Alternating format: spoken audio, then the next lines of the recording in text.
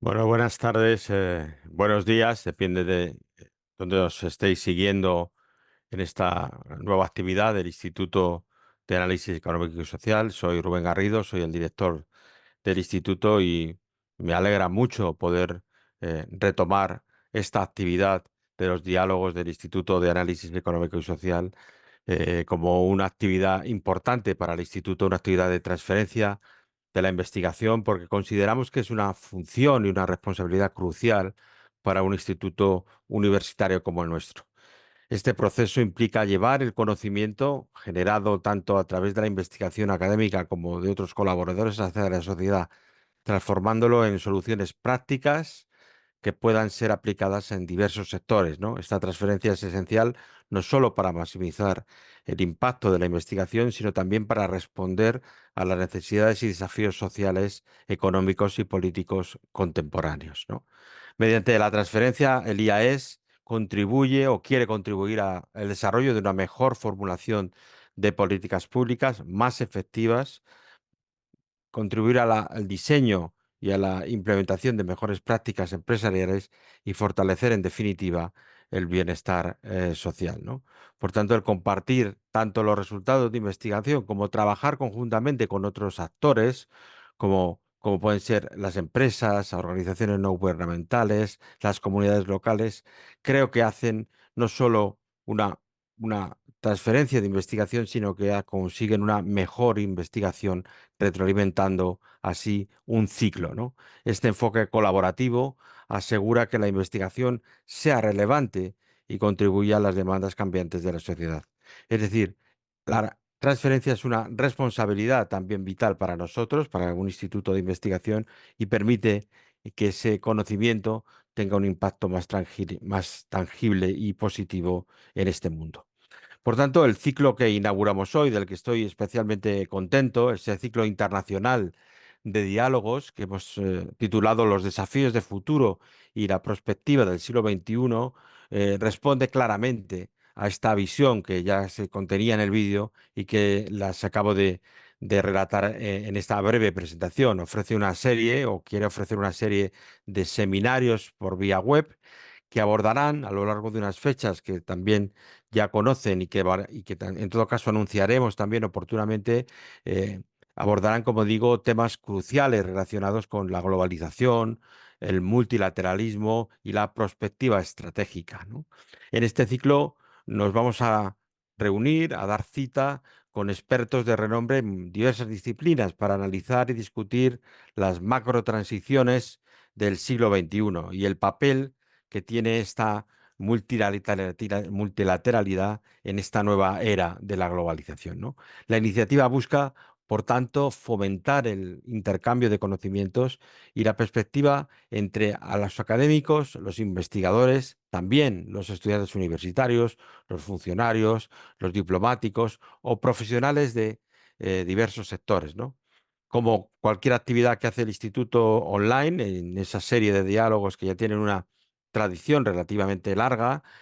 Nuestro objetivo es que esto tenga una duración acotada en el tiempo. Pasaremos un poco más de una hora en este debate. Se realizará siempre de modalidad virtual, facilitando en la medida de lo posible una participación lo más global posible. Aquí hay compañeros y colegas de otras universidades, estudiantes de posgrado de muchas universidades hermanas en España y en Latinoamérica, en Perú, en Chile, en México. Están saludando a veces también por el chat y lo que hacemos es utilizar la potencia que tiene Santander Opera Academy para utilizarlo para facilitar la inscripción y el seguimiento gratuito de estas actividades, ¿no?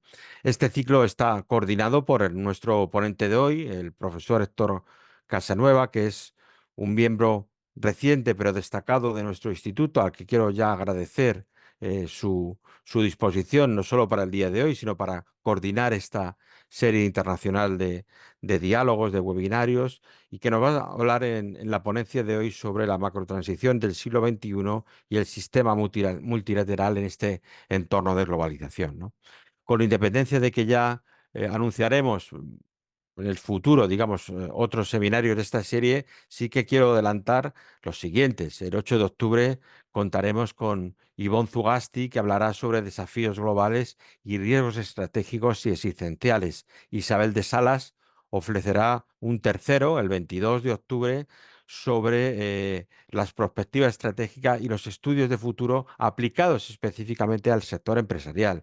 Fabiola Butz discutirá sobre perspectiva tecnológica y relaciones internacionales. Eso será el 12 de noviembre. Y finalmente, Pablo Aceituno, al principios de diciembre, el día 3, nos ofrecerá una charla sobre perspectiva estratégica y gobernanza anticipatoria, ¿no? Creo que es un ciclo que promete ser bien interesante, el que inauguramos hoy, y lo inauguramos, yo creo, de la mejor manera posible, con Héctor Casanueva Ojeda, que es ese chileno español residente en Madrid que cuenta con una destacada trayectoria académica y profesional. Es profesor e investigador de la Universidad de Alcalá desde 2019, un reciente miembro de nuestro instituto, como he dicho, es vicepresidente del Foro Académico Permanente América Latina, Caribe y Unión Europea desde el 2013. Ha sido en su larga trayectoria embajador de Chile ante la Organización Mundial de Comercio, la UNTAC, la OMPI, el ITC en Ginebra y anteriormente embajador en Montevideo de la ALADI o de Mercosur, ¿no? Además, ha ocupado diversos cargos académicos y gubernamentales, incluyendo roles destacados en asesorías universitarias y en ministerios en diversos gobiernos en Chile, y ha contribuido a la consolidación de espacios de cooperación educativa y de investigación entre América Latina y Europa. El profesor Casanueva también ha publicado numerosos artículos en reconocidos medios y ha participado en la autoría y edición de varios libros sobre relaciones internacionales y perspectiva estratégica. Sus publicaciones más recientes, simplemente destacar alguna, incluye la de Prospectiva del siglo XXI o Unión Europea, América Latina, una asociación estratégica para los desafíos globales. Es miembro activo de varias organizaciones de prospectiva y estrategia y ha sido cofundador y primer presidente de la Corporación sobre la Opinión Pública, el Latinobarómetro. Su carrera se caracteriza por tener un enfoque que integra muy bien la parte regional y la cooperación internacional sobre una base sólida de hallazgos de investigación, y su vocación por la enseñanza académica también es muy clara. Simplemente no quiero agotar más el tiempo en esta presentación, indicar que la dinámica del seminario, como hacemos en otras ocasiones, habrá un espacio ahora para la presentación, una vez que ceda la palabra al doctor Casanueva, y luego mantendremos un diálogo y les invito a participar en este diálogo ya desde el principio, según le vayan surgiendo las preguntas, utilizando la función de Zoom de preguntas y respuestas que yo iré leyendo y recopilando a lo largo del seminario, y con ellas construir en la última parte, perdón, de este espacio de tiempo, un diálogo con el profesor Casanueva, ¿no? Simplemente decir que además, como novedad, este ciclo, aquellos que tengan un seguimiento continuado del ciclo de las 5 sesiones que tenemos previstas con el día de hoy, aquellos que tengan un seguimiento de al menos 3, recibirán también un certificado de aprovechamiento por parte de nuestro instituto. Nada más, quiero agradecer al profesor Casanueva su compromiso como miembro de nuestro instituto y su aceptación para ser responsable no solo del seminario de hoy, sino, como he dicho antes, de ser responsable de coordinar estos ciclos internacionales sobre prospectiva que iniciamos en el día de hoy. Muchas gracias, Héctor, y te cedo la palabra. Bien, muchas gracias, Rubén, muchas gracias, director, y muchas gracias al instituto por abrir este espacio para crear este ciclo de diálogos en torno al futuro y al futuro de la humanidad, a un futuro que todos sabemos es un poco incierto, que al mismo tiempo es un futuro complejo y que emana de un presente complejo y probablemente también de un pasado. Así que muchas gracias por esta oportunidad y vamos a iniciar esta conversación. Entiendo que yo creo que voy a tomar aproximadamente una media hora, una presentación, pero sea sucinta, pero al mismo tiempo interesante. Y luego podemos entrar en una diálogo, en una conversación por otro lapso similar o un poco más. Así que muchas gracias nuevamente al instituto, al director. Y primero sí quisiera decir que la, la presentación de hoy, que habla de la macrotransición del siglo XXI y lo vincula con el sistema multilateral y lo vincula además con la nueva globalización. Estos son eh, eh, tres ámbitos, vamos a decir, ¿no? que, que calzan muy bien, pero que al mismo tiempo pueden resultar contradictorios. Estamos ya hemos entrado, ya llevamos prácticamente 2 décadas de una macro transición ecológica, digital, geopolítica, en un entorno distinto de globalización al que conocimos en el siglo pasado. Y además de eso, con un sistema multilateral creado después de la Segunda Guerra Mundial para dar respuesta a los desafíos que se visualizaban en ese momento, pero que hemos visto que ante las amenazas estratégicas y existenciales que estamos enfrentando y que muy bien el secretario general de las Naciones Unidas ha puesto de relieve de manera sistemática y con mucha fuerza, este sistema multilateral se ha demostrado agotado, se ha demostrado eh, lento para reaccionar y además, eh, en cierto modo, desmembrado por cuanto hay una contradicción interna que no responde ya a lo que fueron aquellos eh, intentos y aquellos entusiastas, eh, decisiones entusiastas que se tomaron después de la Segunda Guerra Mundial pensando de que se iban a eliminar todas las guerras y que íbamos a entrar en una era de prosperidad, de paz y de un futuro bastante predecible.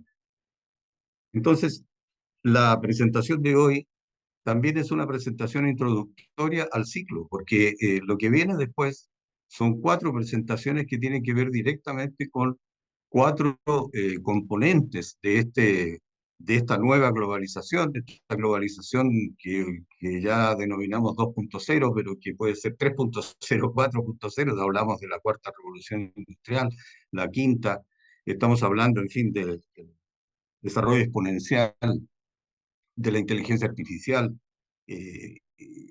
como oportunidad y amenaza, en fin.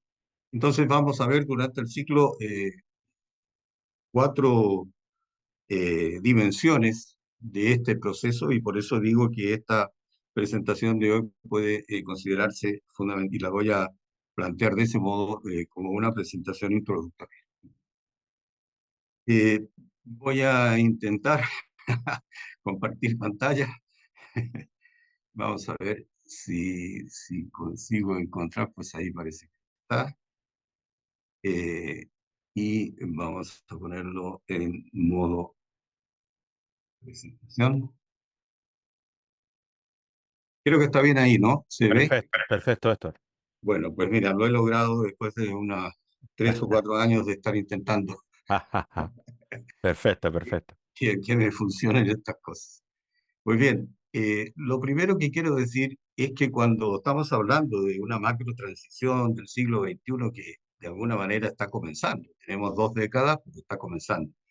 Y además, algunos dicen, y yo creo que muchos estamos de acuerdo, en que el siglo XXI no comenzó en el año 2000, sino que comenzó ya prácticamente con la caída del muro y todo lo que vino posteriormente en términos de reconstrucción o una construcción unilateral del sistema internacional. Ya hablaremos un poco de eso también.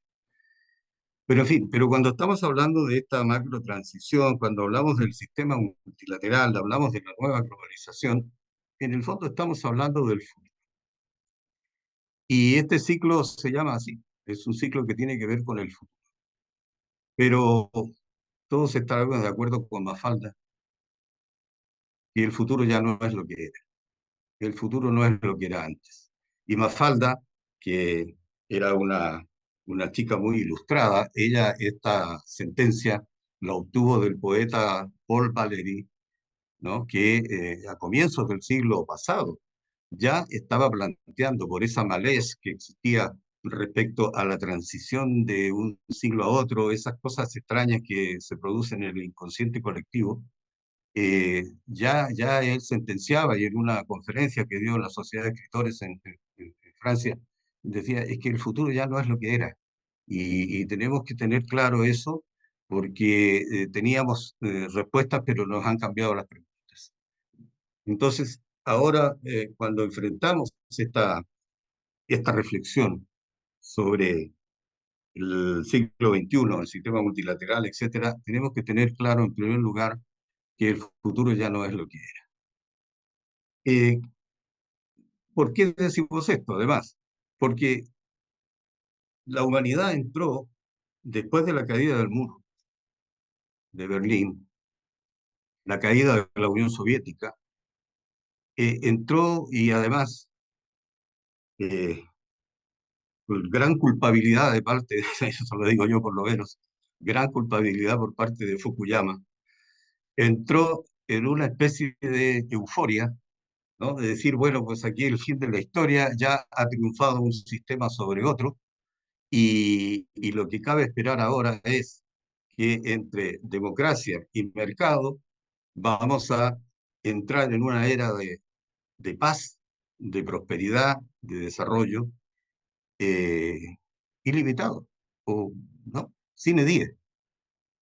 Y, y sin embargo, luego vienen, como veremos, algunos hechos disruptivos y algunos, como llamamos en la perspectiva, algunos cisnes negros, algunos que se llaman elefantes grises, que aparecen de pronto y que nos cambian completamente el panorama y nos plantean otro futuro.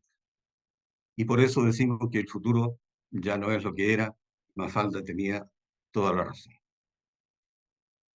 Y cuando se trata del futuro, es necesario hacer escenarios, es necesario saber hacia dónde vamos.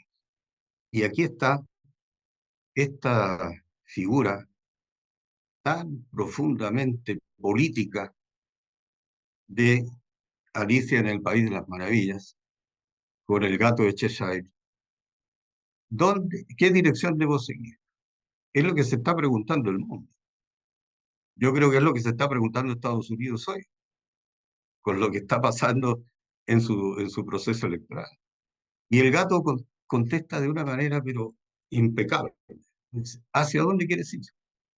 Y ahí viene el problema, porque Alicia dice, no sé dónde, realmente quiero ir. Entonces da lo mismo el camino. Y eso es algo que tenemos que tener muy en cuenta porque la perspectiva estratégica, que es a la cual nos dedicamos muchos, en fin, ni siquiera quiero decir especialistas, pero muchos entusiastas futuristas que hacemos trabajos en torno con ciertas metodologías, en fin, para visualizar los escenarios del futuro. Es lo que nosotros estamos constantemente diciendo a los tomadores de decisión. Hay que definir a dónde queremos llegar. Y una vez que definamos a dónde queremos llegar, tenemos que ver cuál es el mejor camino. Y eso lo tenemos que decidir entre todos. Después de la Segunda Guerra Mundial se crearon una serie de instituciones que, que han tenido mucha importancia, por supuesto, que trajeron una era, claro, de paz, que evitaron una tercera guerra mundial, que era lo que se veía, ¿no? Habíamos tenido la primera, pocos años después la segunda, y decíamos, bueno, qué va a pasar? Porque si viene la tercera, ¿no? A ver qué va a significar esta, esta nuevo conflicto. De hecho, sabemos, por ejemplo, que en Argentina, en el gobierno de Juan Domingo Perón, se creó una comisión especial sobre la Tercera Guerra Mundial para ver cómo poder enfrentar eh, estratégicamente, políticamente, en términos de seguridad, esa posibilidad de una Tercera Guerra Mundial que todos temíamos y seguimos temiendo, yo creo todavía, que sea una guerra nuclear y por lo tanto de aniquilación completa. Entonces se crearon una serie de instituciones, empezando por las Naciones Unidas. Antes se había creado la Liga de las Naciones, pero en fin, la heredera Naciones Unidas. Se llegó a un acuerdo universal sobre los derechos humanos. Se creó la UNESCO como un cuerpo fundamental basado en el hecho de que, al final de cuentas, como dice su lema, la guerra nace en la mente de los hombres y en la mente de los hombres es donde hay que buscar la paz. Se creó el Acuerdo General de Aranceles y Tarifas para abrir el comercio internacional e ir liberalizando progresivamente el comercio en materia de aranceles. Se creó la Organización Internacional del Trabajo. Debo decir que la OIT es anterior incluso a todo este grupo de instituciones, ¿no? Pero se reforzó como tal. Se creó la Conferencia sobre Comercio y Desarrollo de las Naciones Unidas, eh, la Organización Mundial de la Salud, y ya en 1995, o sea, ya avanzado bastante, 40 años después de los 50 años después de del término de la guerra, se transformó el GATT en la Organización Mundial del Comercio, que agrupa a todos los países del mundo en torno a un sistema multilateral de comercio basado en reglas.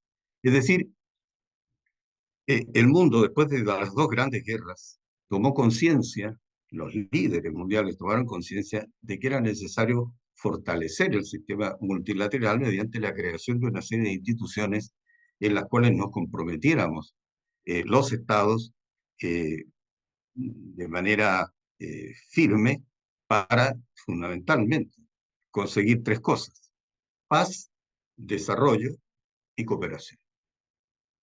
Pues bien, esto, sin embargo, al cabo de un tiempo, porque de todas maneras esto no fue un camino de rosas, ¿verdad? Sabemos lo que fue la Guerra Fría y todo lo que ello implicó, la amenaza constante nuclear, y la doctrina de la destrucción mutua asegurada, que fue lo que mantuvo el equilibrio del terror, pero que mantuvo en cierto modo la paz, a pesar de que hubo episodios, como todos sabemos, como la crisis de los misiles en Cuba, Estados Unidos, etcétera, y muchos otros que luego han ido sabiendo.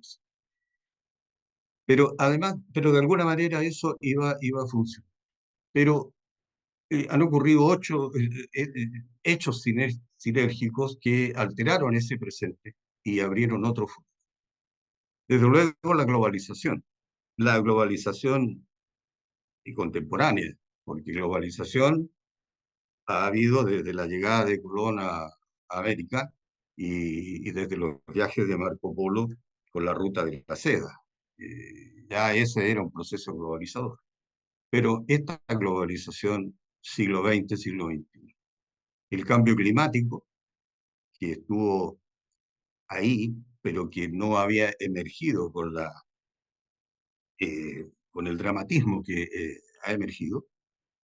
Y recordemos que una de las primeras alertas que se hizo sobre el cambio climático fue el informe del Club de Roma, que planteó lo que se llamó los límites del crecimiento, indicando de manera muy simple, pero con un estudio fundado, eh, basado en fin, en evidencias, pero además en cálculos matemáticos, etcétera, indicando de que el crecimiento, tal como estaba planteado, tenía unos límites y el límite tenía que ver con la destrucción del medio ambiente.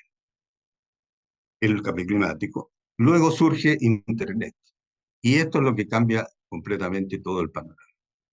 Porque la Internet, la red de redes, cuyo desarrollo además eh, exponencial es reciente, porque Internet prácticamente comienza a expandirse por el mundo y empieza a penetrar en todas partes a partir del año 2000.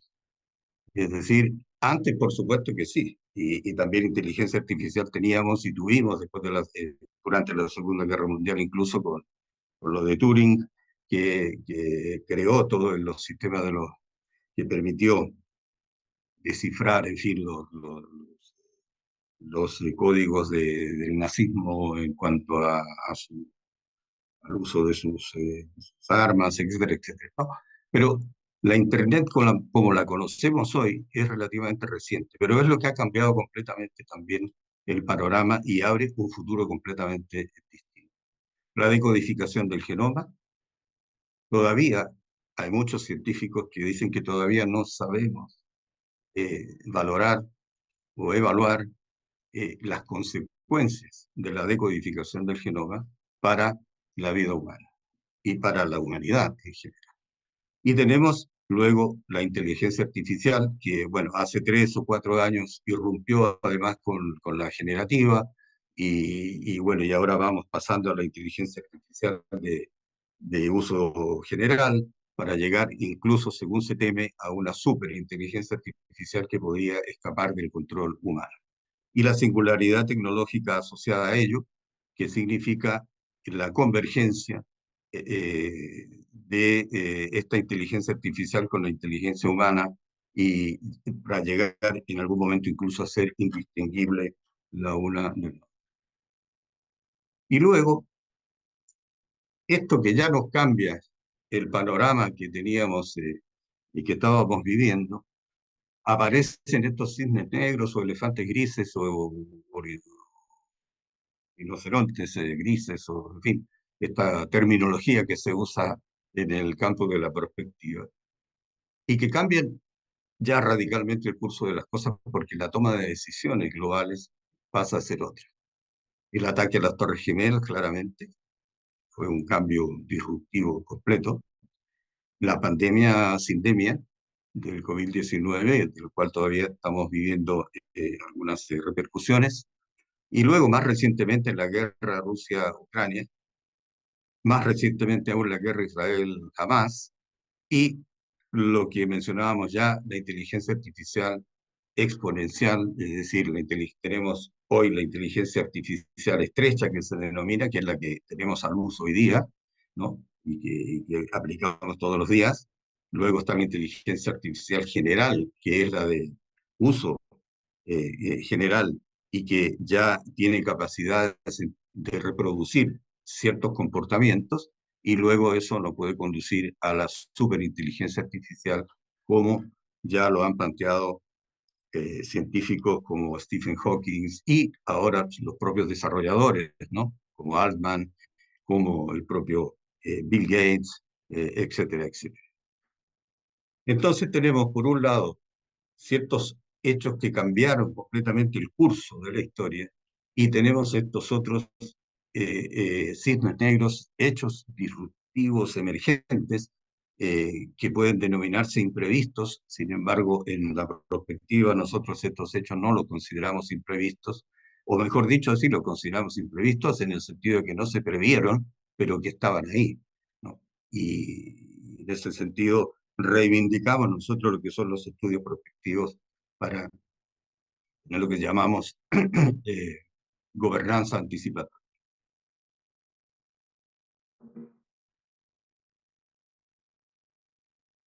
Y esto nos conduce a lo que yo me atrevo a llamar la macro transición del siglo XXI. Hay quienes caracterizan la transición de otra manera, hay distintas formas de hacerlo, pero de alguna manera convergemos en esto. Hay una macro transición geopolítica, sin duda, y eso lo podemos ver con mayor razón y con mayor dramatismo después de la guerra de agresión de Rusia. Desafía todo el orden de paz y seguridad que se había construido a partir de la caída de la Unión Soviética. Hay una macro transición ecológica que tiene que ver con medio ambiente, pero que tiene que ver con energía, y ello está íntimamente relacionado. Y una transición digital, que es la que estamos viviendo. Estamos viviendo ya en un entorno digital que permea toda la vida de la humanidad. Y al mismo tiempo es una macro transición del siglo XXI que genera muchas oportunidades. Creo que no es necesario enumerar tantas oportunidades que se abran en materia de productividad, en materia en la medicina, incluso en soluciones ambientales, etcétera. Pero también tenemos amenazas estratégicas que tienen que ver, por ejemplo, con las migraciones, que tiene que ver con lo que es el reto demográfico, vamos a decir algo respecto de eso, y las amenazas existenciales, que es claramente una principal amenaza existencial, ya caracterizada como tal por Naciones Unidas, incluso hasta por el Consejo de Seguridad de las Naciones Unidas, como es el cambio climático, por una parte, y la revolución tecnológica, específicamente la inteligencia artificial, como una amenaza también existencial. Ello conduce a lo que llamamos, ¿no? Megatendencias, ¿no? Que tienen que ver con el cambio de época, y que nos trae esta transición, nos trae incertidumbre geopolítica, es un problema de escasez de recursos. Estamos viendo, por un lado, la sequía en muchas partes del mundo, los conflictos por el agua, la producción de alimentos. Tenemos que tener en cuenta que al 2050 vamos a tener 2.000 millones más de personas en el mundo, y se necesita por lo menos aumentar entre un 80 y un 100% la producción de alimentos. Y estos alimentos tienen que ser seguros, tienen que ser inocuos y tienen que ser accesibles, según la definición de la FAO. Hay un reto enorme ahí, también hay una oportunidad enorme, sobre todo, por ejemplo, para los grandes productores de alimentos, como es el caso de América Latina, como es el caso de África. Porque por otro lado tenemos los grandes importadores de alimentos. La Unión Europea es el primer importador mundial de alimentos, y China es el segundo o el tercer importador mundial de alimentos. Entonces ahí uno puede visualizar lo que es claramente oportunidades y al mismo tiempo soluciones, ¿no? Los cambios demográficos, dijimos, las migraciones, ¿no? Estamos hablando de 300 millones de migrantes, estamos hablando de eh, este desbalance de desarrollos que va generando progresivamente migraciones y que no se resuelve poniendo lanchas artilladas, por ejemplo, ¿no? en el Mediterráneo, sino que se resuelve con desarrollo, y con desarrollo in situ, y para eso está el Pacto Mundial de las Migraciones, que busca eh, poner eh, en los países, sobre todo emisores de migrantes, poner recursos, ayuda, asistencia técnica, eh, etcétera, para que esos países puedan también alcanzar niveles de desarrollo suficientes para que la gente pueda vivir en condiciones. En fin, está el cambio de la urbanización, ¿no? Sabemos que al 2050 también prácticamente el 70-80% de la humanidad va a vivir en zonas urbanas, ¿no? En ciudades. Ello implica un reto enorme de administración de las ciudades, con todo lo que esto implica de desarrollo metropolitano, pero al mismo tiempo de seguridad, de los temas ambientales propiamente tal, la polución, etcétera, etcétera, ¿no? Y por otro lado, la oportunidad que significa para las smart cities, ¿no? La inteligencia artificial que permitirá administrar esto, porque además va a haber mega, ya hay, ¿verdad? Tenemos el caso de ciudades como Sao Paulo, por decir alguna, ¿no? que ya son mega urbes y que son muy difíciles de administrar, el tema de la delincuencia, etc. En fin, crisis ambientales es otra de las mega tendencias, la disrupción tecnológica que ya hemos mencionado. También cosas interesantes como el surgimiento de la economía colaborativa, respecto de lo cual hay bastante interés tanto de la Unión Europea, las Naciones Unidas, por ir impulsando formas de economía colaborativa, ¿no? Y el tema del trabajo, el futuro del trabajo, el futuro del empleo, porque ya está claro de que a nuevos desafíos se necesitan también nuevas competencias y esto va vinculado con el entorno digital y con esta revolución digital, con esta transición digital. El reto demográfico tiene un gran y dramático eh, problema, situación.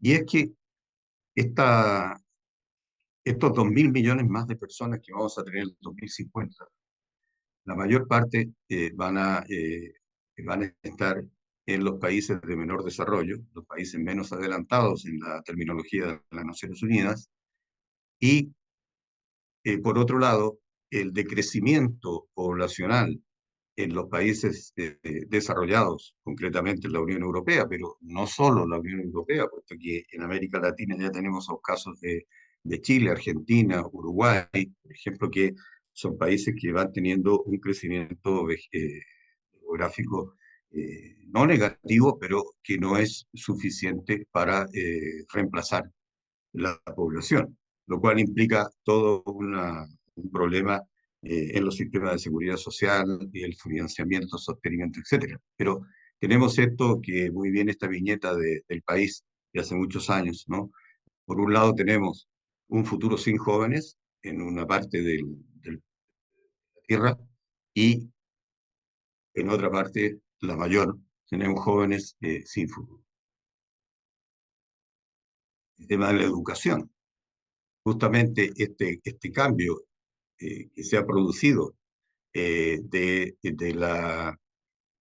los sistemas de producción, los sistemas de los servicios, eh, todas estas nuevas tecnologías que se requieren para dar respuesta a lo que es el desarrollo económico en un entorno digital, eh, genera una situación de obsolescencia en muchos casos de lo que son los sistemas educativos, ¿no?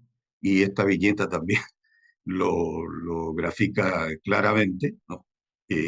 Pensemos además, esto conectémoslo con lo que surgió hace 2 o 3 años, que fue la Universidad Google, que la Universidad Google, con, no recuerdo, son $300 o $600, no es más que eso, entrega en 3 o 4 meses un máster específico que en principio los sistemas educativos estatales dicen, bueno, pero no están reconocidos eso por el Estado. Y entonces Google dice, ¿qué más da? So what? ¿No? Porque en la medida que yo estoy preparando gente para lo que las empresas necesitan y las empresas son las que están reconociendo estos másteres, pues suficiente, ¿no? Hay un desafío enorme ahí también a los sistemas educativos en esta transición.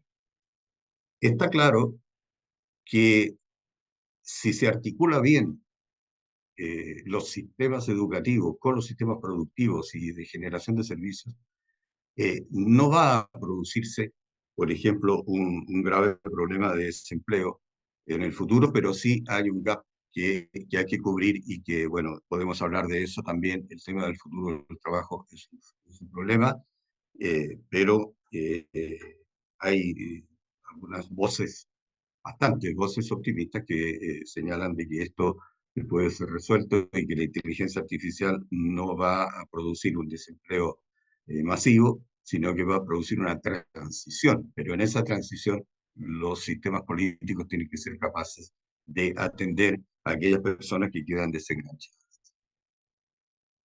Y el gran dilema del futuro. la marginalidad, la nueva marginalidad del futuro. Porque podemos ser capaces de derrotar la pobreza. Hubo los objetivos, por ejemplo, del milenio, del año 2000 al 2015, cumplieron lo que se había planteado de reducir la pobreza extrema en el mundo prácticamente a la mitad, y los objetivos de desarrollo sostenible al 2030, que ahora están un poco complicados y se complicaron por la pandemia fundamentalmente, pero que hay un fuerte intento de recuperar ese impulso, podrían llegar a conseguir, podríamos llegar a conseguir que por lo menos la extrema pobreza en el mundo se acabe. Hay indicadores que muestran eso y que es posible probablemente llegar, pero se va generando la otra marginalidad, la marginalidad digital, la marginalidad en que algunos están en esta línea del 2045, como señala en la portada de Time de hace muchos años, ¿no? Que es llegar a una cierta inmortalidad, pero desde luego a derrotar enfermedades, vejez, etcétera, etcétera. Pero por otro lado, tenemos un mundo que está completamente al margen de ello, y esa ilustración de la propia revista Time es bien elocuente, ¿no? Ya estamos pidiendo, está pidiendo este hombre una entrada al sistema. Es decir, ya no quiere quedar fuera del sistema, por el amor de Dios. Ya el dinero ya está ahí, ya eso, ya. No, déjeme entrar al sistema, porque si no, estoy fuera de todo. En fin, se dieron pasos después de la Segunda Guerra Mundial. eh, Perdón, aquí sí, sí, se dieron pasos. Me he saltado algo. Pero, en fin. Eh, en el sistema multilateral, para para enfrentar los desafíos globales y para enfrentar esta transición y estas tendencias, tanto las positivas como las negativas. Y tuvimos entonces primero los objetivos del milenio, 2000 al 2015, que se formularon en el seno de las Naciones Unidas y que, como digo, básicamente cumplieron su objetivo. Eran ocho objetivos con una serie de metas. Se pueden revisar en el sitio de las Naciones Unidas. Luego, en 2015, la Agenda 2030, que está vigente y que no va bien, puesto que la evaluación que se hizo el año pasado indica que, en términos generales, solo el 15% de las metas están cumplidas, solo el 15%, y nos faltan, ¿cuántos? 5 años, 6 años para llegar al 2030. Hay un compromiso de reforzar este trabajo de los ODS, las 17 metas, los 169 objetivos, etcétera. Hay una intención de hacerlo a partir de la cumbre del futuro que se va a celebrar en septiembre de este año en Nueva York, en Naciones Unidas. Y luego tenemos tres acuerdos bien importantes que se adoptaron en el 2015. El Acuerdo de París es el que más se conoce, es el Acuerdo sobre el Cambio Climático, que establece ciertas metas y que luego se ha ido revisando a través de distintos otros eh, conferencias COP, que se llama, y que de todas maneras hay países que no están cumpliendo debidamente con lo que se acordó. Y ahí hay una llamada de atención muy fuerte. Pero es un acuerdo que por lo menos establece un marco y unos parámetros y unos objetivos. Está el acuerdo también 2015 de Addis Abeba, que es el acuerdo sobre financiación del desarrollo, ¿no? Los países tienen que comprometerse a colocar financiación suficiente, los países desarrollados, en el sistema multilateral para poder levantar las economías de los países. Y todo esto antes de la pandemia, porque lamentablemente luego viene la pandemia y genera una situación también de manera disruptiva, distinta, puesto que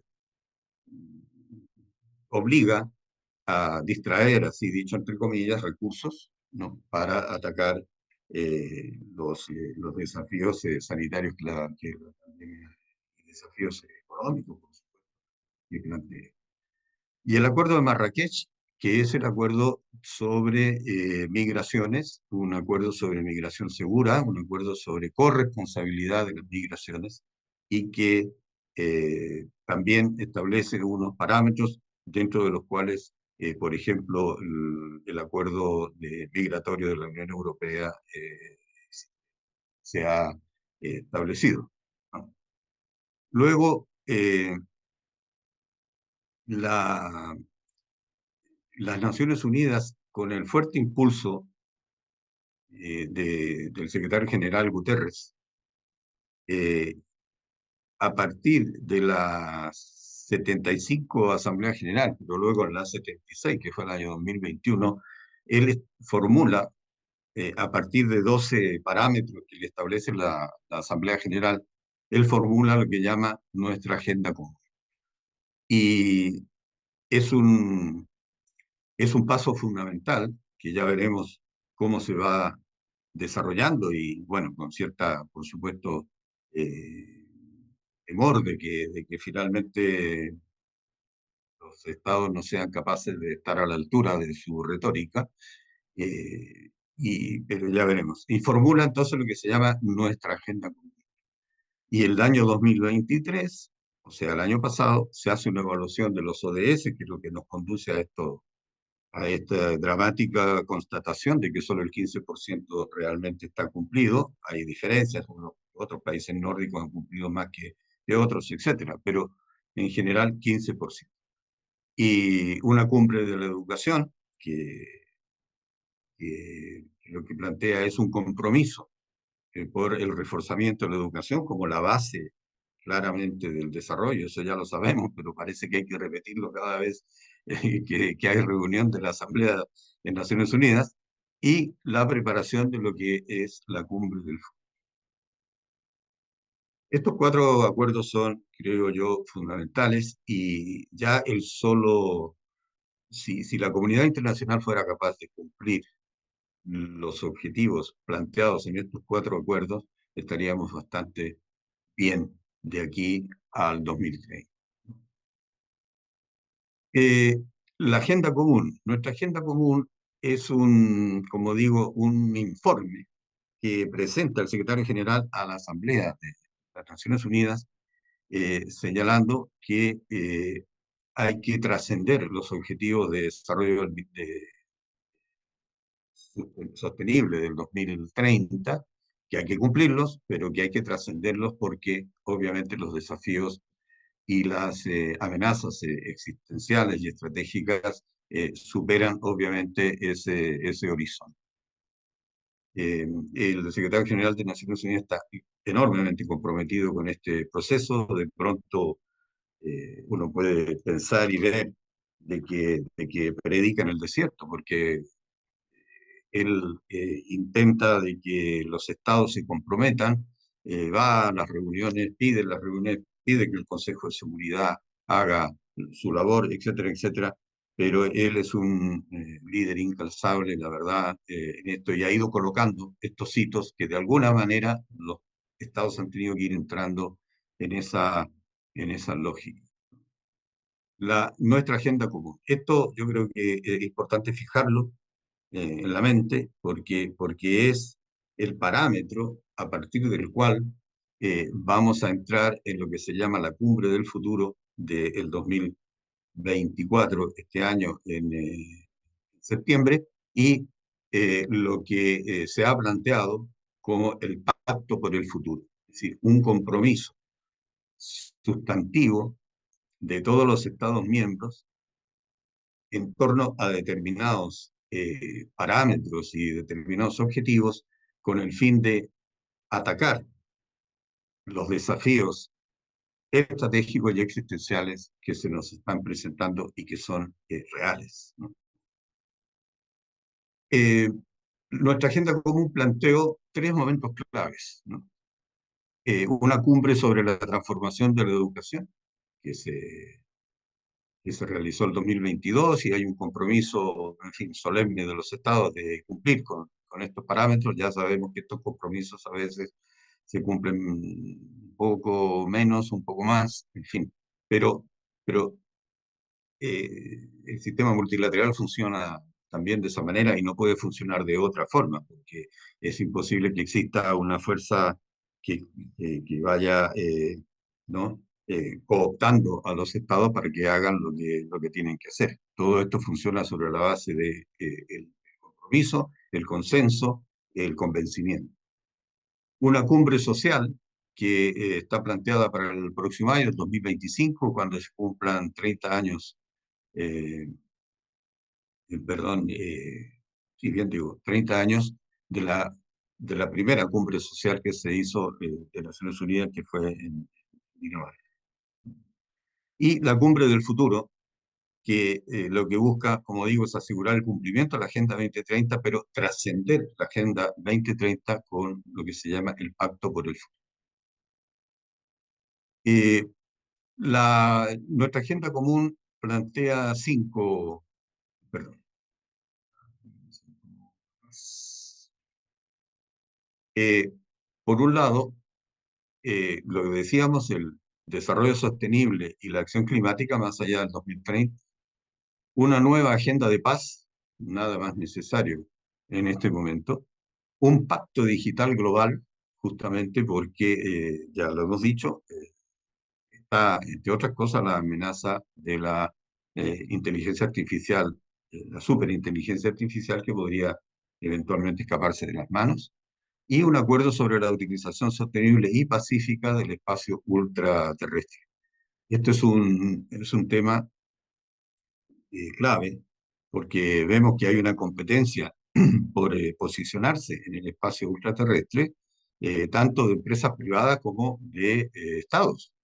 Y lo que no sabemos, porque el derecho espacial internacional ha quedado obsoleto y no hay un reemplazo todavía del derecho espacial internacional, no sabemos cómo pueden ser tratados, por ejemplo, los conflictos que se puedan producir y que van a ser conflictos que finalmente se van a producir en la Tierra, no, no en el espacio. No, no van a ir, en fin, no voy a nombrar ningún país, pero no van a ir dos países a pelear en Marte entre ellos. Ese conflicto se va a producir en la Tierra y eso eso lo vamos a pagar, obviamente, entre todos. Entonces, y luego qué pasa con el derecho público y el derecho privado en este tema, ¿no? De Elon Musk que manda un cohete al espacio, que quiere colonizar Marte, con permiso de quién, ¿no? En fin, todo eso tiene que ser resuelto y por eso se requiere un acuerdo sobre utilizar de manera sostenible el espacio ultraterrestre, no solo digamos, Marte, la Luna, etcétera, sino que también el espacio propiamente tal, con el tema de los satélites, con la basura espacial, etcétera, etcétera. Esto está planteado en nuestra agenda común de la ONU y que tiene que ser visto en la cumbre del futuro de septiembre de este año, ¿no?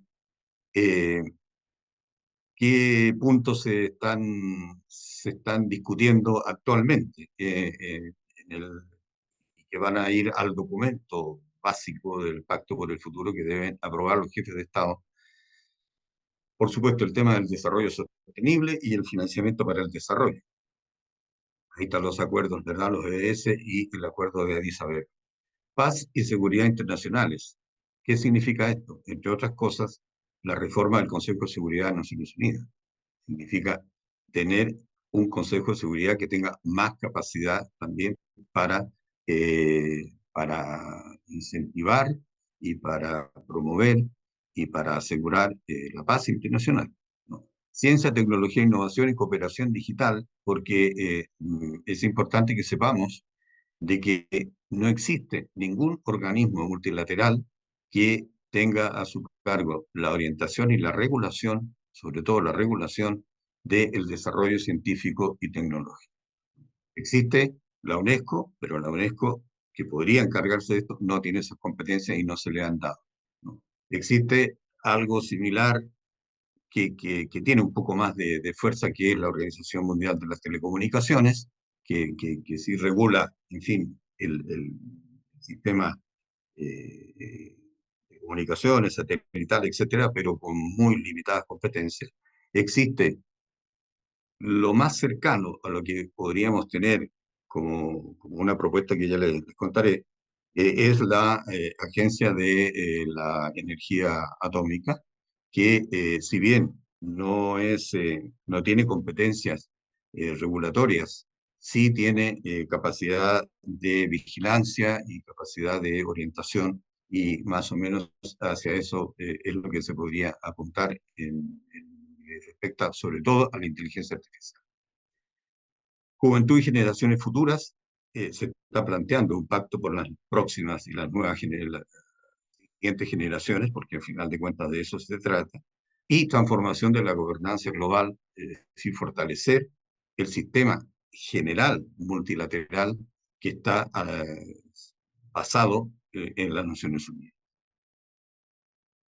Y para ello se necesita una ONU mejor equipada. Sí, entonces, Guterres habla de la ONU 2.0, ¿no? Una que esté mejor equipada, que tenga una capacidad para apoyar a los Estados miembros, tenga capacidad para el manejo de datos, para el manejo de las herramientas digitales, que pueda potenciarse internamente en materia de innovación y que pueda trabajar además en ciencias del comportamiento, y para lo cual pueda contar con un dispositivo que no sabemos muy bien qué forma puede tener, porque estas cosas son muy difíciles de articular y de consensuar, pero un dispositivo, sea una comisión, una agencia, en fin, de prospectiva estratégica.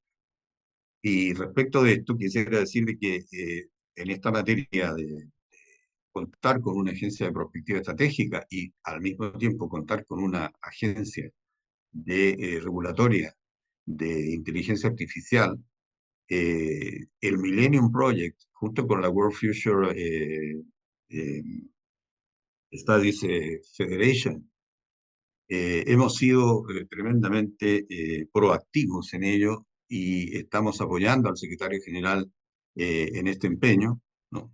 Hemos formulado una propuesta hace 3 años ya, y hemos hecho llegar a la Asamblea General y al secretario general, encabezada esta propuesta por el Premio Nobel de la Paz, Oscar Arias, el expresidente de Costa Rica, y que hemos impulsado y que está firmado por más de 200 líderes mundiales, científicos, académicos, políticos, etcétera.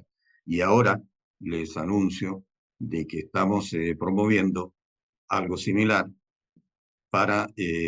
dirigido al nuevo presidente de la Asamblea General de Naciones Unidas, que va a presidir la próxima asamblea en septiembre, que es la que va a tener que ver directamente con el Pacto por el Futuro. Pues eso es lo que quería mostrar, de los pasos que hemos ido dando como humanidad. Y yo igual quiero dejar un tono de optimismo en esto, porque he querido demostrar, y creo que es importante demostrar, que sea como sea, y tal como dice Jerry Glenn, el director general del Millennium Project, el presente está mejor de lo que los pesimistas creen, pero el futuro puede estar peor de lo que los optimistas piensan.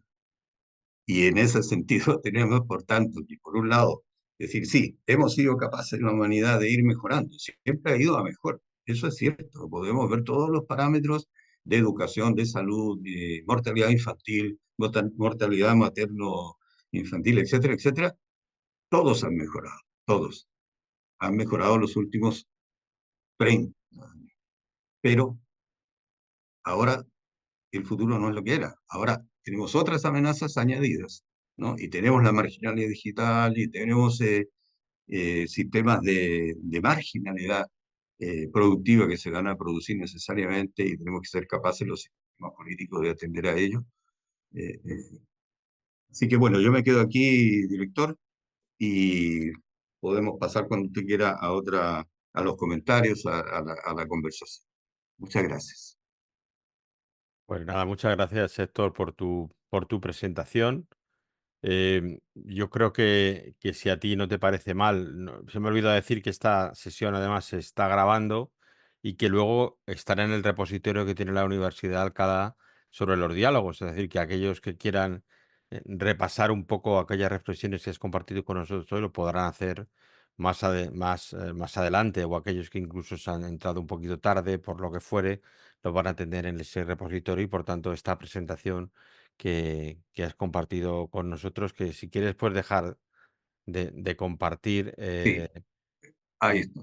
Tenemos algún tipo de intervención. Yo le he pedido al técnico que aquellos, aunque lo han hecho, yo creo que con muy buen criterio, a través de la función de preguntas y respuestas de Zoom, posiblemente yo le daría el paso a Alexis Colmenares, que es el primero que ha intervenido con alguna pregunta. Si tuviera micro y quiere intervenir, perfecto, y si no, yo te la traslado porque la tenemos escrita, pero quizá le damos el paso, todos entramos sin esas habilidades porque somos 54 los asistentes que estamos aquí, entonces manejar esto en directo es muy difícil, pero quizá Alexis Colmenares puede hacerlo y si no yo te la traslado y luego Hugo Pierri que también ha hecho algunos comentarios que es verdad que he sido quizá respondiendo tú a la hora de tu presentación, pero quizá ellos quisieran intervenir y por tanto le cedo la palabra a Alexis, que ya está como panelista con nosotros, si quiere el formular el comentario o la pregunta que quería o matizar algo de lo que él ha puesto ahí a la luz de tu exposición.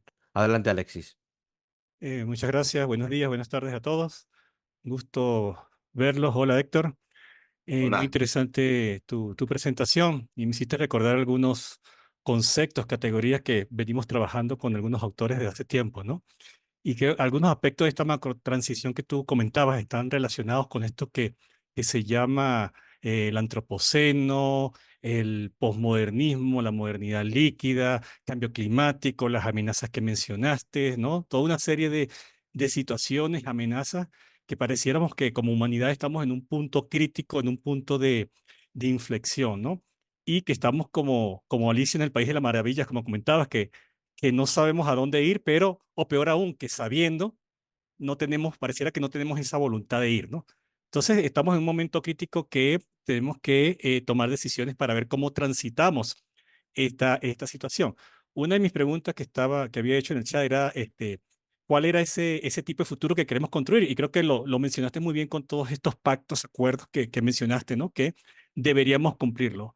Ahora, eso debe marcarse en una serie de valores, de principios que deben guiar nuestra acción como grupo humano, como humanidad, ¿no? Para poder transitar, adaptarnos a este cambio de época. Entonces, mi pregunta iba dirigida a esto, ¿no? ¿Cuáles consideras tú, o dentro de la perspectiva, que deberían ser esos principios que deberían guiar esta acción de la humanidad? Para que precisamente sea como unas alertas de que si no cumplimos con esto, no hay que ser un experto prospectivista para saber que lo que nos depara es el escenario pesimista.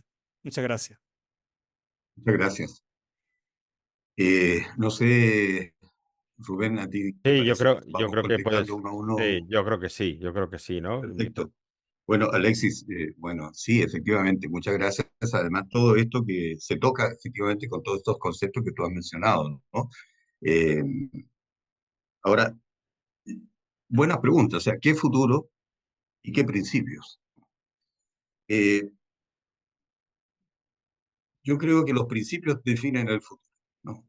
Definen qué futuro. Y, y para esto no tenemos que inventar nada. Tenemos la Declaración Universal de Derechos Humanos. Eso es el marco, además el único marco ético al que hemos logrado llegar como humanidad. Y ya sabemos nosotros, ¿no? Lo que hemos estudiado todo esto, lo que costó llegar a esa Declaración Universal de Derechos Humanos, porque evidentemente ahí colisionaban distintas culturas también de derechos humanos, de culturas en fin, de convivencias existenciales diferentes, etcétera, pero se logró, la humanidad fue capaz de llegar a un decálogo, no un decálogo, a un conjunto de principios que es la Declaración de Derechos Humanos. Y yo creo que la prueba de la blancura de cualquier futuro está ahí. Porque al final de cuentas, ¿qué es lo que buscamos con el futuro? paz, desarrollo, cooperación, dignidad, bienestar. Yo diría esas 5 cosas. Todo eso cabe dentro de lo que es la Declaración Universal de Derechos Humanos.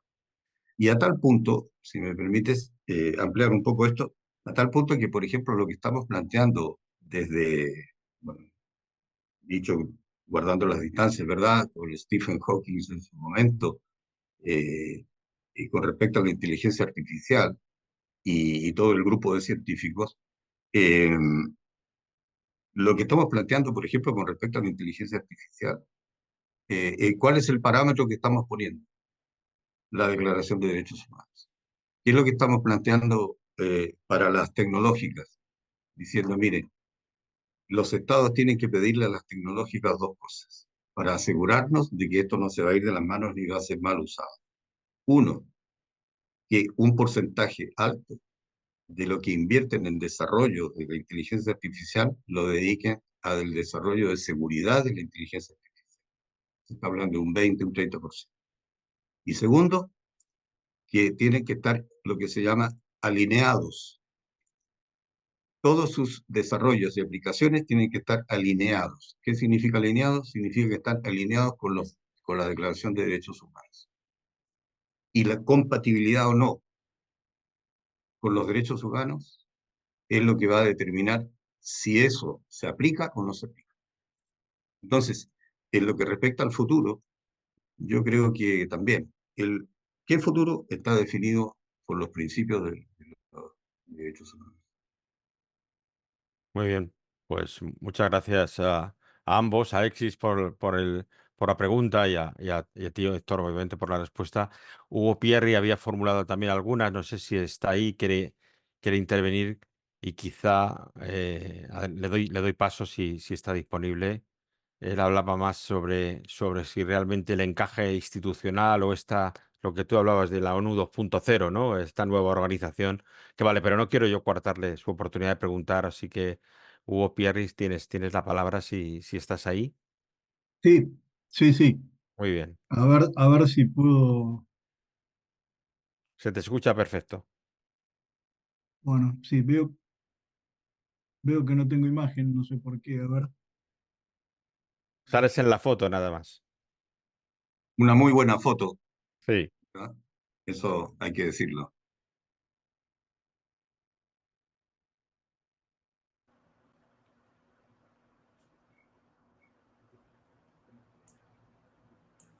Eh, Prácticamente una parte importante de la pregunta, Héctor la ha contestado Mm, después durante el desarrollo de la presentación.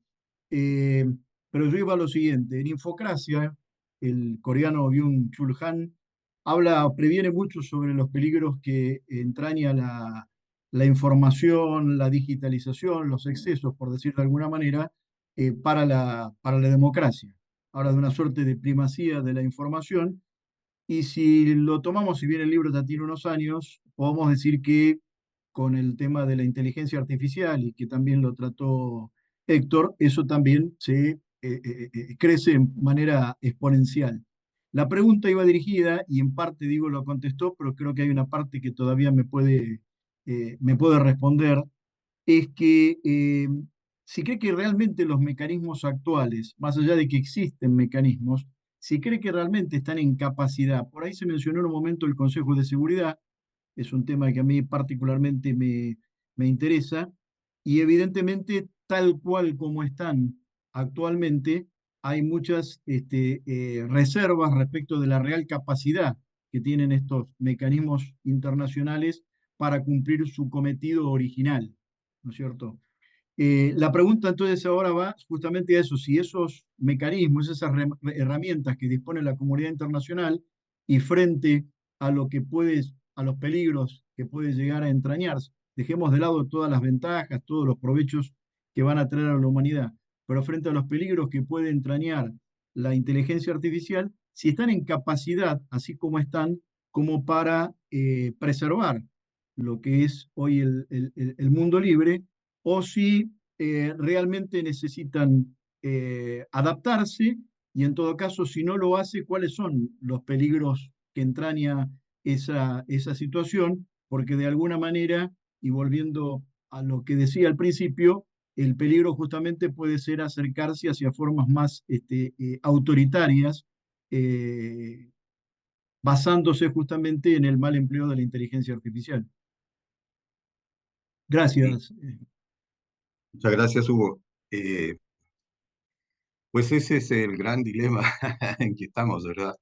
Eh, desde siempre, digamos, pero ahora tal vez más, con más dramatismo. Eh, Vamos a ver, empezando por el Consejo de Seguridad de Naciones Unidas.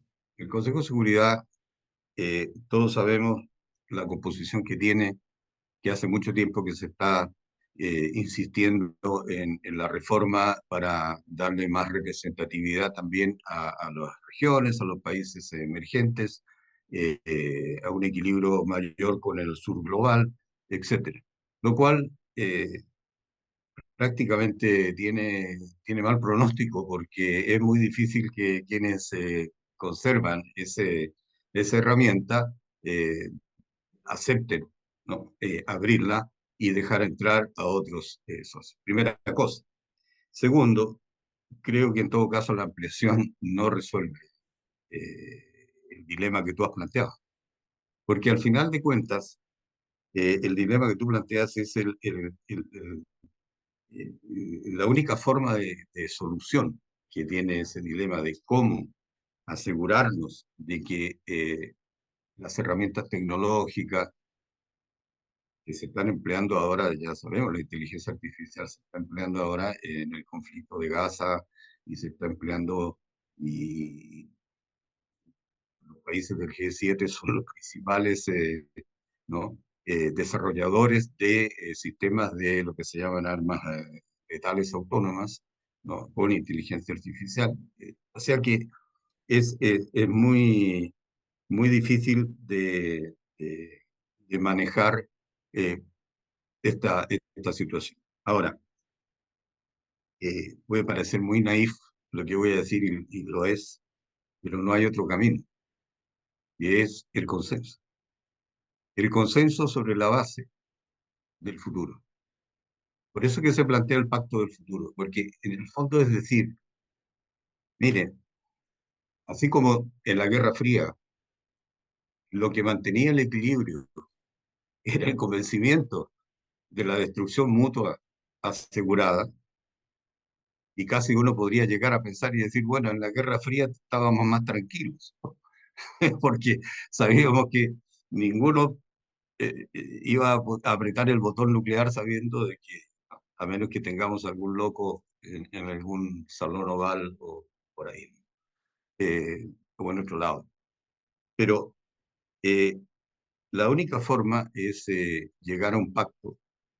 Y en ese sentido hay algunos, más allá eh, de la hojarasca de las relaciones internacionales y de los desafíos verbales y todo eso que se van produciendo entre líderes de distintos lados. Hay algunos avances, por ejemplo, en materia sobre todo de inteligencia artificial y de cambio climático entre China y Estados Unidos. Hay conversación, ha habido dos reuniones supuestamente secretas, pero ya se saben, ¿no? En Ginebra, entre funcionarios norteamericanos y funcionarios chinos, para tratar el tema de la seguridad de la inteligencia artificial y el tema de cómo enfrentar el cambio climático.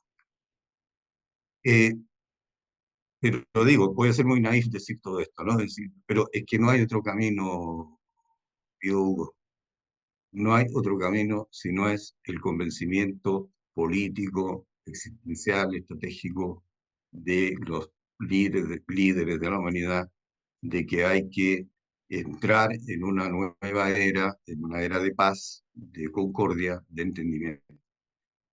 Y es muy difícil porque tenemos, ¿no? Gente por aquí y por allá que no les importa. pero tenemos que ser capaces de construir ese consenso sobre la base de nuevos escenarios de futuro.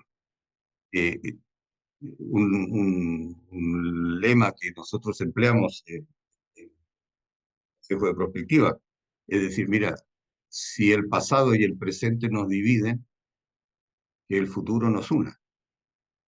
Sentémonos a la mesa, pongámonos a trabajar en un escenario de futuro que nos convenga a todos. Es la única forma. Ahora, de alguna manera, ojo, de alguna manera hay ejemplos históricos. Y yo diría que el principal ejemplo histórico, con todos los debates que se pueden producir al respecto, es la Unión Europea. Cuando, cuando se reunió la intelectualidad junto con los políticos europeos en el Congreso de La Haya para fundar el movimiento europeo, ahí se tomó una decisión estratégica, existencial, de futuro. Y se llegó a un convencimiento de que la única forma de preservar a Europa era mediante la concordia, el entendimiento, etc. Ha sido difícil, todavía sigue siendo difícil, pero si uno ve las ruinas de la Segunda Guerra y lo que es hoy Europa, hay un ejemplo. ¿Por qué no podemos llegar a nivel global por ahí? ¿No? Es lo que está planteando Guterres desde hace años, es lo que él ha ido consiguiendo con la Asamblea de Naciones Unidas, para que el sistema multilateral se fortalezca y tenga este objetivo y esta visión fundamental. Y vamos a ver qué pasa con el Pacto del Futuro. No sé si ustedes han visto, y yo les invito a buscar en la página de Naciones Unidas el borrador del Pacto por el Futuro que se está discutiendo, en el cual hemos participado. Yo personalmente he participado en las consultas por parte de la sociedad civil para ese borrador de pacto que los jefes de Estado tienen que firmar en septiembre. Y si bien hay vamos a ver, un 70% de cosas ya sabidas, de declaraciones políticamente correctas, etcétera, y que todo el mundo está contento y todos creen en la paz mundial, pero hay algunos espacios que si realmente hay un compromiso en ese sentido, fortaleciendo el sistema de Naciones Unidas, vamos a dar un paso muy importante en la dirección de lo que es. Ujú. Gracias. Bueno, ojalá que sí, ¿no, Héctor? Porque en el fondo o no hay algo común, porque es verdad que cuando tú decías el futuro ya no es lo que era, ¿no? En tu presentación, en el fondo, hoy también se observan cosas como que ese mundo basado en normas a la que estamos más o menos acostumbrados, pues ya no existe o se está rompiendo, con lo cual la búsqueda de nuevos consensos, ¿no? O la democracia que parecía un proceso irreversible, pues no lo es perfectamente irreversible, incluso en aquellos entornos donde hay mecanismos institucionales que permiten o que permitirían ofrecer mayores garantías de irreversibilidad, y lo tenemos en Europa claramente. Yo creo que tú eres optimista también en relación con Europa. Parece que Europa de todas maneras tira para adelante en los momentos de crisis y que hay que darles un empujón de crisis y, y tiene el reto del futuro también, ¿no? Hay algunas opiniones que las voy a condensar, si te parece, por la hora, para no abusar mucho de tu tiempo, que tienen que ver un poco con esto, ¿no? ¿Cuál es también tu opinión en tus otras condiciones, incluso de tu experiencia a la hora de fortalecer relaciones que permitan compartir conocimientos? Algo has dicho de esa necesidad de trabajar en red, ¿no? Y de cómo estos nuevos mecanismos o a través de esa ONU 2.0 podría gestionar de manera más eficiente información, conocimiento para un poco encarar esos grandes retos sociales que tenemos por delante, ¿no? Cuando tú decías, por favor, en la viñeta que tú ponías, déjenme entrar en el sistema, ¿no? Creo que uno de los grandes desafíos que tenemos es todas las caras diferentes que tiene la desigualdad, ¿no?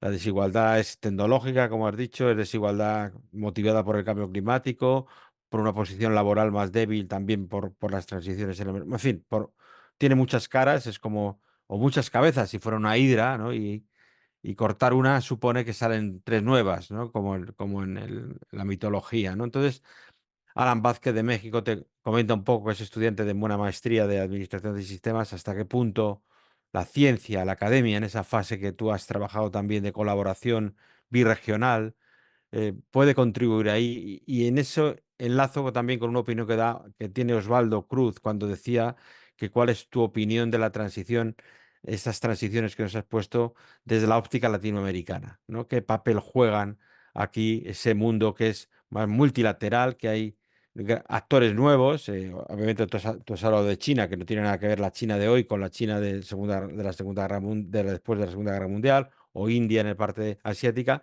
pero que tenemos otras zonas también que quieren jugar un papel y que lo deben jugar, ¿no? Entonces, en ese menú, ¿cómo ves tú? ¿Qué cosas nos puedes ofrecer para incluso ir concluyendo por la hora? Llevamos casi hora y media y tampoco es plan de abusar mucho de tu confianza, ¿no? O sea que adelante. Bueno, gracias, Rubén. Sí, no me di cuenta yo, la verdad, No nos de, damos cuenta ninguno porque estamos aquí de bien a gusto. cómo avanzaba la hora. Y tú has tocado el tema, claro, el tema bueno, el tema de la democracia, por ejemplo. Efectivamente, la democracia está, eh, como dijo el instituto este cómo está, en fin, no amenazada, sino está como acosada, ¿no? Eso, ¿no? La democracia está acosada internamente en algunos estados, globalmente, está acosada incluso conceptualmente, Hmm, y eso es muy grave, porque uno puede ver, y tú has tocado el tema de América Latina, uno ve algunos países en América Latina, y no me refiero a los que uno podría pensar inmediatamente, Nicaragua, Venezuela, no, Cuba, no me refiero a países tradicionalmente, o, bueno, por lo menos los últimos años, tradicionalmente democráticos, pero donde uno ve líderes que dicen, por ejemplo, que la democracia es un concepto relativo. hmm, Pero, a ver, ¿de qué estamos hablando, no? ¿La democracia es un concepto relativo? ¿Y por qué, además? No, porque además, y hay muchos otros que dicen, bueno, ¿hasta qué punto la democracia, cuando, por ejemplo, China se ha transformado en una gran potencia y no es democrática, ¿no? Bueno, a ver, ¿tú quieres un sistema como el sistema de China en tu país?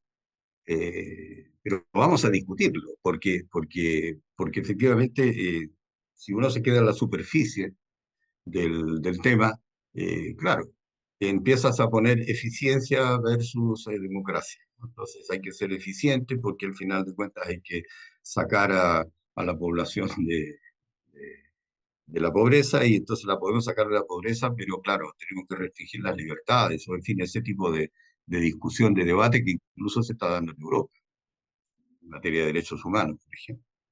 Entonces, ese es un serio problema eh, de educación.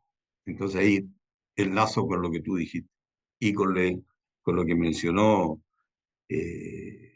no recuerdo si fue Hugo o Alexis, eh, el tema de la ciencia, la tecnología, la academia, ¿no? ¿Cuál es el rol que tiene que jugar la educación, por supuesto, pero la academia, los científicos, en fin, qué rol tienen que jugar? Y ahí yo creo que tenemos que tratar, todos los que estamos en el ámbito universitario, tratar de potenciar lo más posible el rol social, el rol crítico, el rol político, en el sentido clásico de la expresión, de las universidades y del sistema de educación superior mundial. Solamente en el caso, por ejemplo, de la Unión Europea y América Latina, somos 50 millones de estudiantes universitarios entre las dos regiones. 3,5 millones de profesores universitarios.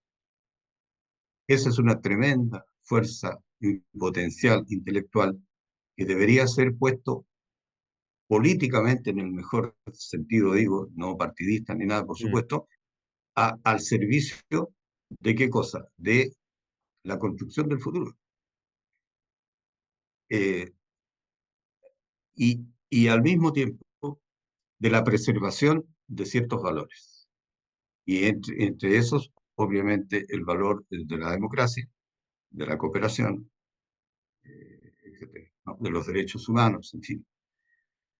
Eh, Ahí tenemos una tarea que cumplir los académicos, los profesores, ¿no? Ahí en la trinchera donde cada uno esté, formando, ayudando a despertar conciencias y tal, pero al mismo tiempo, y ahí viene el otro tema que quisiera tocar y ya para no extenderme, vincular nuestro trabajo académico, científico, con la toma de decisiones. Porque hay muchos académicos que rehuyen el contacto con los políticos, ¿no? No, no, nosotros con los políticos no queremos saber nada.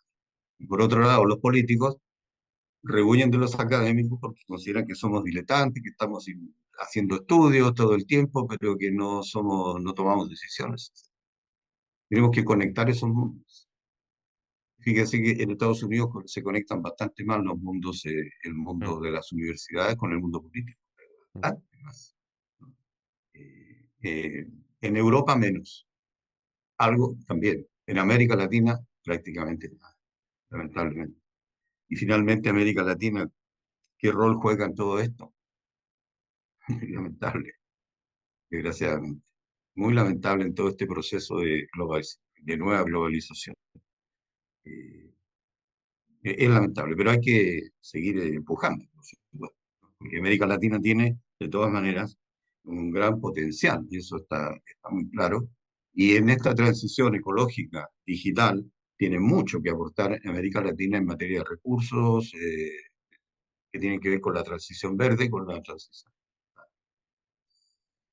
Sí, sí, yo creo que además en esa mundo de valores, ¿no? Tú hacías alusión a los derechos humanos, quizás sea de una de las áreas del mundo que más claro lo tiene, con todas sus dificultades, como tú has puesto antes, ¿no? Entonces yo creo que al final, en esa búsqueda de alianzas por un consenso de futuro común, si quieres, ¿no? Tiene que cumplir o tenemos que cumplir un gran papel. Y quizá yo por la parte de academia parece como que la política era la que da la voz a los que no la tienen.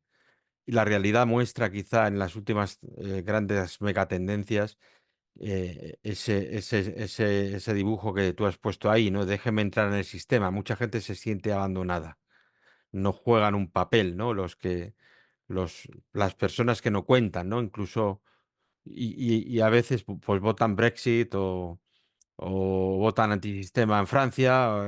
Estoy hablando de cosas cercanas a donde estoy yo ahora, o sea, no es, ¿no? Y en el fondo, creo que también una responsabilidad de la academia es ocuparnos también de sus problemas, estudiarlos, darles voz en esa agenda de conocimiento y de por qué se sienten como se sienten y por qué a veces eso de los globalistas ahora es algo como despectivo, ¿no? En el ámbito de Estados Unidos, en el debate presidencial que hay ahora, hay una rama claramente como que parece que son los pijos del este, ¿no? Le falta decir, o los pijos del oeste, ¿no?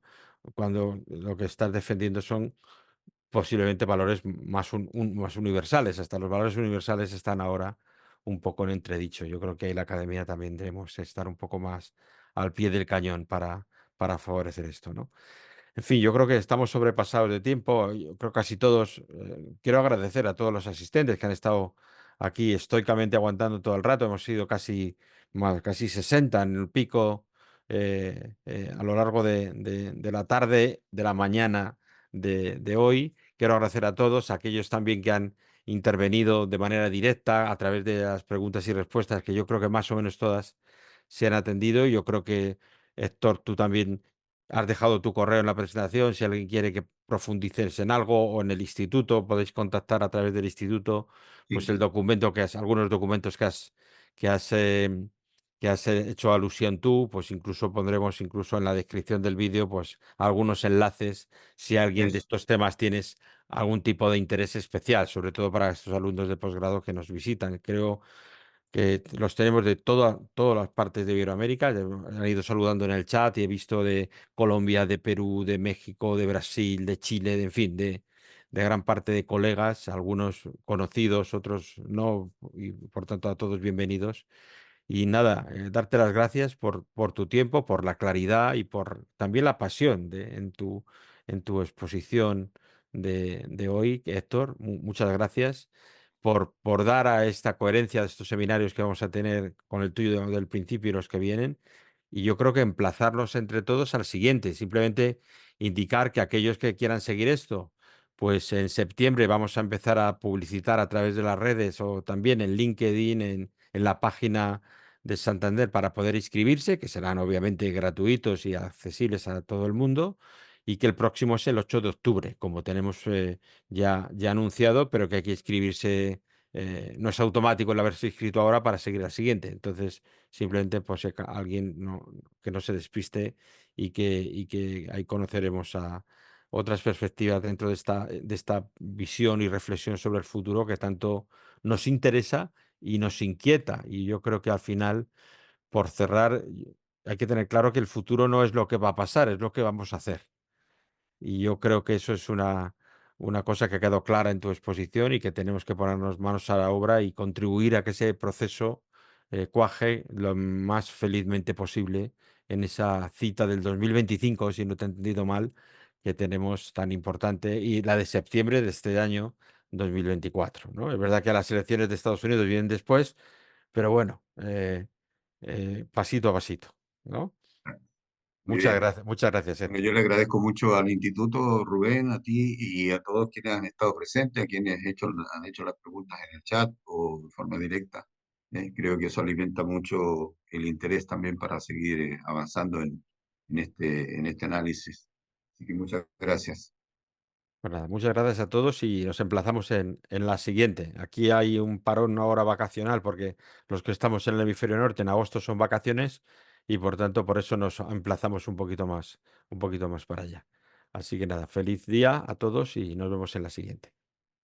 Adiós. Hasta Muchas luego. gracias.